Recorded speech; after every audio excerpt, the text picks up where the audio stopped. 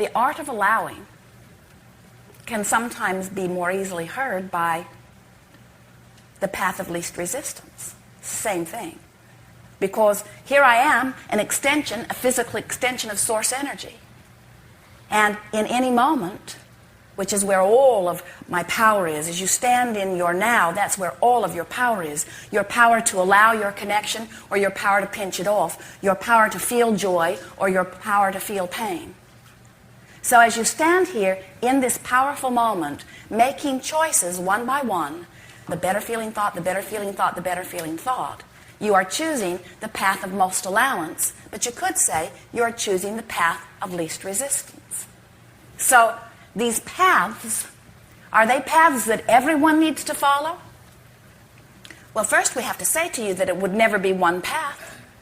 The path of least resistance is the path that for you right now feels the best, which means it's the path that allows you the greatest connection with who you really are. So let's say that you've been fussing with your partner that you are driving in the car with. And what it feels to you like is at stake here is the validity of who is the wisest one. So the path of least resistance for you might feel like you would like the other one to be wrong. Might feel pretty good. I'll go the way he wants to go. And when we're lost, then he'll know. Then there will be evidence who was the smartest one. So what we want to discuss with you is why that feels good, because you got to admit it does. It sort of feels better to be the one who's right. If the question is, am I right or wrong, which feels better? Which feels better? I'm right or I'm wrong? I'm right. Which feels better? I'm right and he's wrong, or he's right and I'm wrong? Which feels better? I'm right, he's wrong. Which feels better? We're both right. Feels better, but can't possibly be. We disagree. How can we both be right? And it matters to me that I'm right. It matters to me that I'm right because I want to be right. I've practiced wanting to be right for a really long time. And so it seems right that it seems much more important than that I be right than that we get to where we're wanting to go. I'd rather get lost and be late than for him to be right. So what's screwy with all of this? In other words, if Abraham, you say, follow the path of least resistance, which means find the feeling that feels the best. And I got to tell you, it feels a lot better for us to get lost going his way and for my way to be the right way. And we say, we think that you might want to step back a little bit from the immediacy of this desire and see if there's another desire in there somewhere that you could find vibrational resonance with. Like, do you prefer to see value in your partner, or would you like your partner to have no value? Well, when you put it that way, I want my partner to have value. When you don't put me in competition with my partner, I would like my partner to win. Or how about this? How about if someone else joins? Now there are 3 of you in the car, and the third one you don't know very well. And when your partner says, go this way, the guy in the back seat said, that's the most stupid thing I've ever heard in my life.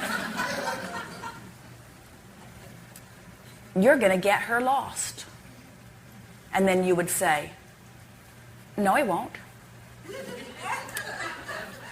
In other words, you might defend him then, because this person in the back seat is a stranger to you and is being abusive to your friend.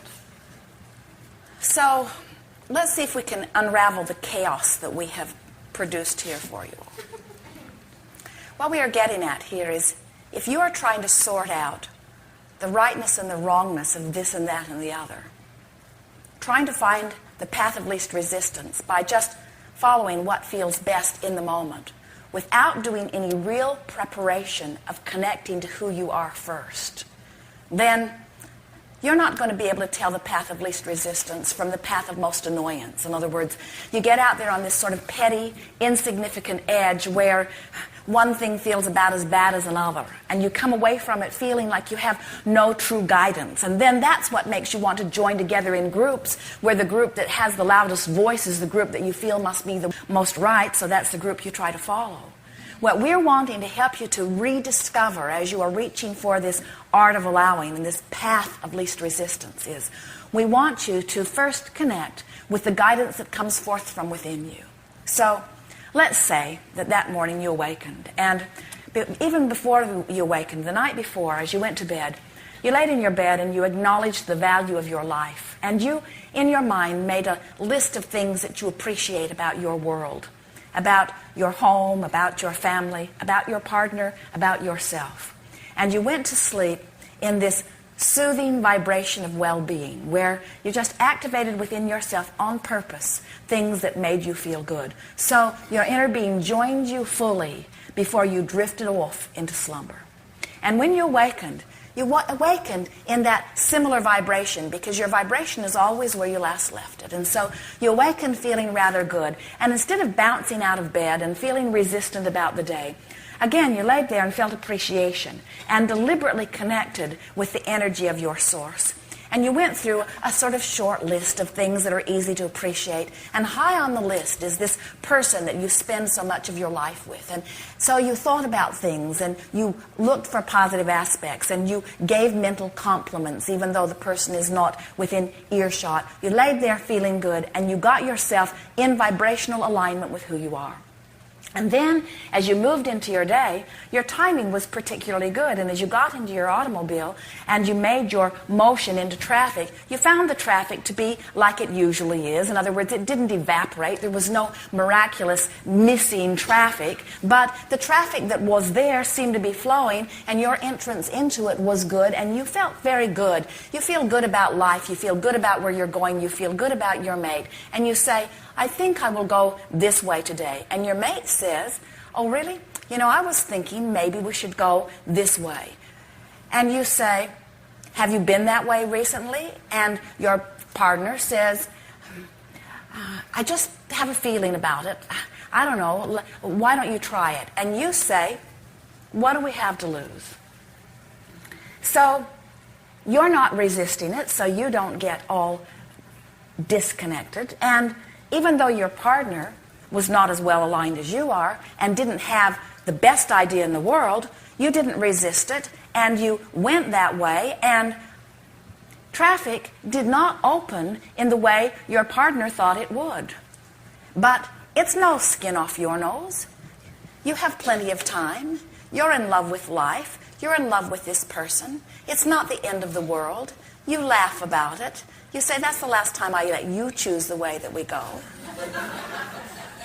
But it does not become this big life or death issue. And because you stay in alignment, all of a sudden, you discover, the two of you discover, something that neither one of you knew before. In your lack of resistance, and in two minds cooperating together, you devise a plan that neither one of you could have found by yourself.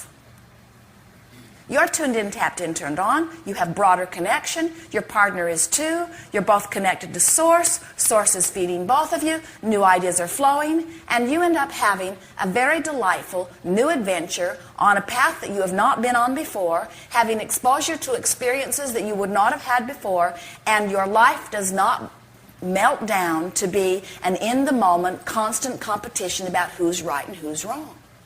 You come to realize that there are many, many, many, many different ways to get every place you want to go. And there's not one right path. And you are not in competition with each other about what the right path is. You are cooperatively co-creating with one another. And the variety, the variances, the disagreements in the choices that you make is the very thing that gives birth to the greater path. In other words, eternity, eternalness is based upon this cooperative disagreement. If you all agreed about everything, there would be no motion forward. There would be no new idea. There would be no third plan. There would be no adding unto all that is. There would be no eternity. There would be no expanding universe. There would be no eternal life. There would be endedness. And so, if we were standing in your physical shoes, every day we would thank our lucky stars, and they all are lucky. Every day we would feel appreciation for the discord and disagreements and different points of view that exist in your house, in your own mind, in your nation, in your world. Because these disagreements give birth to the ideas that those who are connected will then live out. So, very good mantra is, oh well, now what? Oh well, now what? If we were standing in your physical shoes, now more than ever, it would be our powerful intention to allow nitpicking, petty, unimportant disagreements be a thing of the past. And we would every day step into that greater intention of who I really am. So next time you're lost and feeling confused, stop and say, but who am I really? I'm not really lost. Next time you have not enough money, stop and say, but who am I really? I am truly an abundant person. Who am I really? What is the bigger picture? And it is our promise to you, if you will, each time you feel negative emotion, reach for the bigger picture until you feel soothing.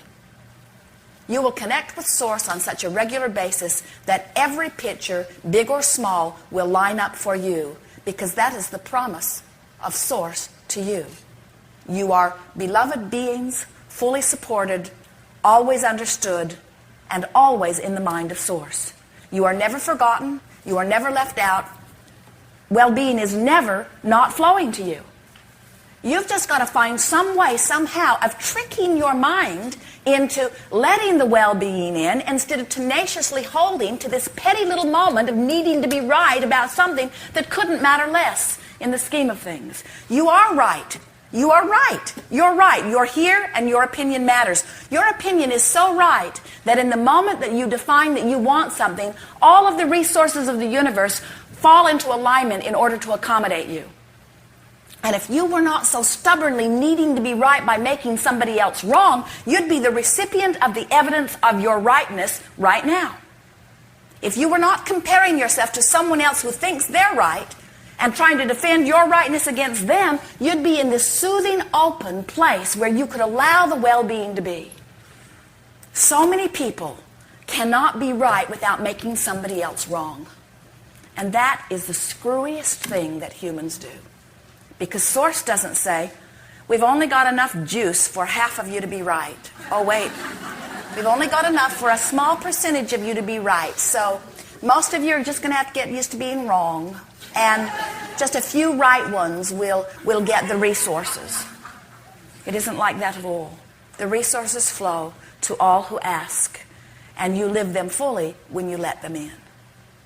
As we are moving forward here today, it is our desire to assist you in aligning with your desires.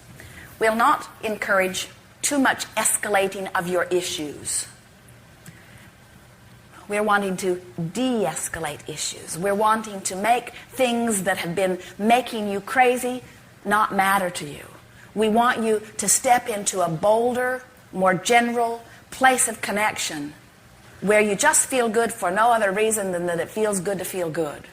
And when you begin to practice that, all of the details of your life take care of themselves because there are endless resources of alignment that assist you. There is an orchestration of energy on your behalf that defies verbal description. The well-being of this time-space reality is at an all-time high. More are asking than ever before. The energy is coming forth in response to your request more than ever before. This is the greatest potential for human thriving in all of the existence of all that is. We have never known a more dynamic time. We have never known a more expressive time. We've never known a more joyful potential time than that which you are standing upon now. So you get to choose moment by moment.